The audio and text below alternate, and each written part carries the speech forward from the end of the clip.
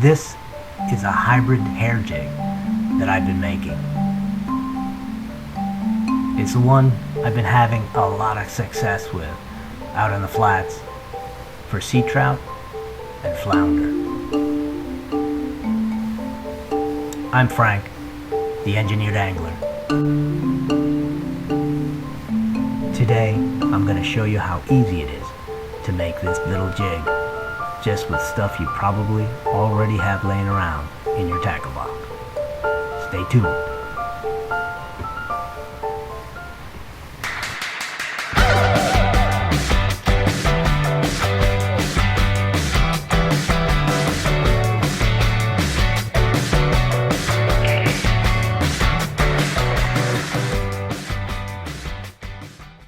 Welcome back. I'm back here in my lure making area.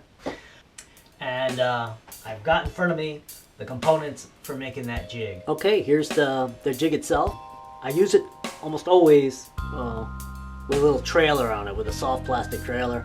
What you see first is that there's just a light, some of these silver crystal flash highlights that really look good. They float a little bit, so they kind of wave in the water.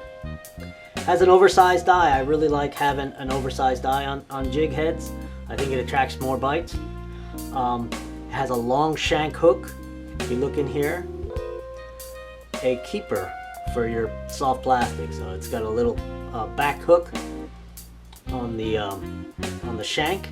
I made a slightly smaller one, as you can see. So it's got a lighter head on it. It also has a weedless gate on it. These are so easy to make that I'm going to go ahead and show you how to make both of them at the same time. Here are the tools and some of the hardware that we'll be using. Is a round nose mini needle nose. You'll also need some little scissors. If you've got fly tying gear, man, you're ahead of the game. Body of the jig will be an O'Shaughnessy bend hook. This is nickel plated. It's for salt water. It's a 4/0, and this one's extra long shank. And then I've got a standard shank, also 4/0 O'Shaughnessy. Both of them I think are must-adds. The long shank has an offset on it, and I take that out, and there's nothing special to that. That's just brute force. And I'll be using a couple of split shot. These are round split shot. I recommend you use round split shot.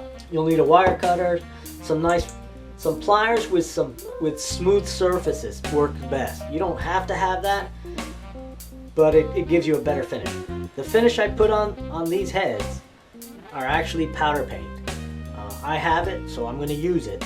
But I've made them before with nail polish that I've either taken from my wife or asked her to buy for me. I've got black and red, and I've got some of these sparkly looking ones. They're dyes you can buy just about anywhere, or you can just draw them in yourself. It really isn't that hard. You can just draw a black circle and then put a white dot in it. Just buying the stick-on ones is just a lot easier. I'll also be using some stainless steel leader wire. This is 16 thousandths diameter, 61 pounds. Dressing material for the hook, whatever you have or whatever you want to go and get. You might want chartreuse, you might want some other colors. You don't use much of this, just a few strands of the silver flash. You're also gonna need some crazy glue, super glue. If you have some accelerator, it really helps out. You can get this at most hobby stores. Step one is getting your length of wire. For the jig that won't have the weedless gate, all you need is something long enough to go just beyond the curve, just so you have a little extra to work with. So I'm going to go about 1 inch beyond the point of curve. The weed gate, you're going to need about double that. Okay, so what I do is I go from the hook eye to the point of the hook and leave myself an extra inch. And then from the point of where I'm holding it on my thumb, I go out and give myself an extra inch beyond the point of curve. There's our wire. I'm going to work with the nice big one because it's easier to see on the camera. To make this quick, I'm going to go ahead and use a little cheap fly tying vise that I got a long time ago, and I think I paid $6 for it online. It's really cheap, and I got what I paid for. So if you're going to get a fly tying vise, don't buy this one. You can do it without this. You can just work with a pair of vice grips. Let me show you real quick. Put your hook through your finger. Don't do that. Put your hook in the vice grip.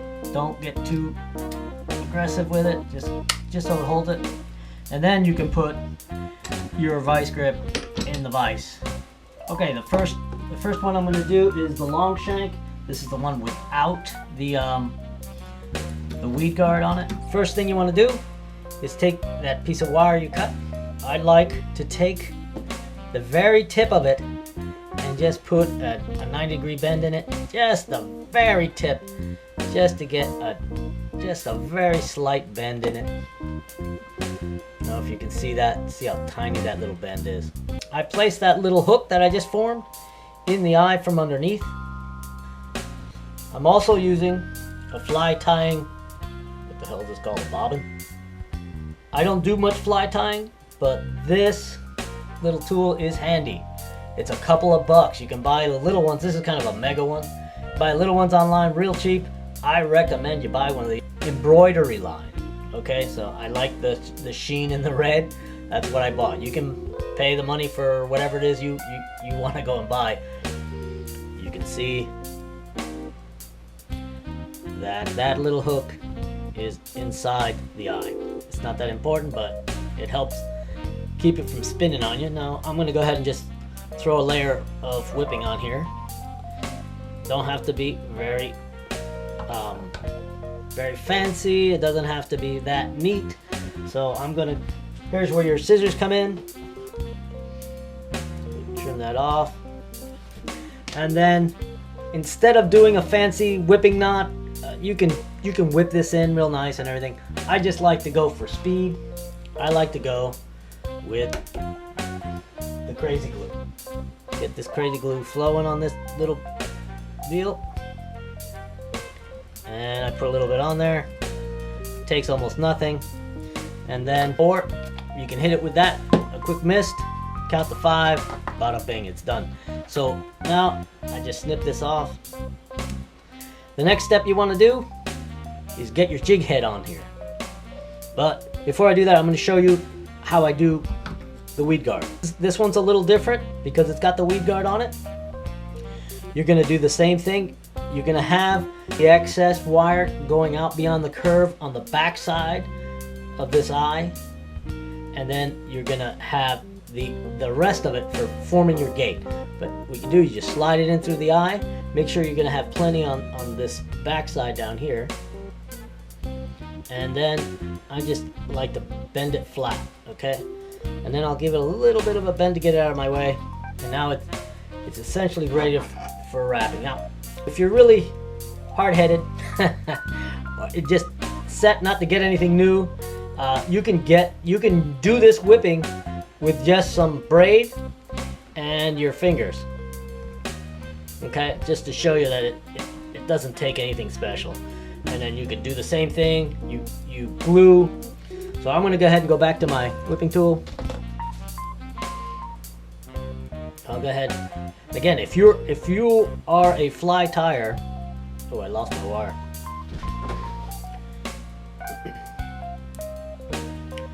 Okay, I'm going back to whipping this thing with my whipping tool. And if you're a fly tying guy or gal, you're way ahead of the game. You're better than I am. I do this where I need to, and when I need to.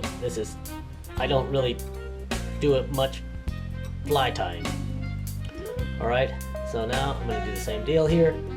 Cut this off. See, the nice thing about having this thing in a vise is you got both hands. Okay, we're going to go ahead and start putting the heads on these jigs. The large round split shot goes on the long shank, and the smaller goes on the shorter shank. This is about 3/8 ounce, and what I like to do is take a large pair of angle cutters and just use them just to open them. You can see all I'm doing is get it to hyper open. You see, I want it really wide open. I don't want to cut them in half. And then the next trick is to just pull them over the shank and just Get them aligned like you want it, and ease it. This is where these nice flat pliers come in handy. I just want to close this without making too many marks on the lead. It isn't that critical because in the end, I take this and I hit it with a hammer. So that's one. I do the same thing with the other one. Okay, so now what I like to do is I'm gonna go ahead and take it over to the little anvil on the back of my vise and give it a couple taps just to flatten the sides a little bit, give me a nice flat spot for eyes. Okay, so you can see I put a nice little flat spot on it. There's no great technique. It's just a gentle blow with a small hammer. You want to paint it now so that later on you don't get any paint or any other kind of finish on the dressing you're going to put on there, the hairs or the silver flash.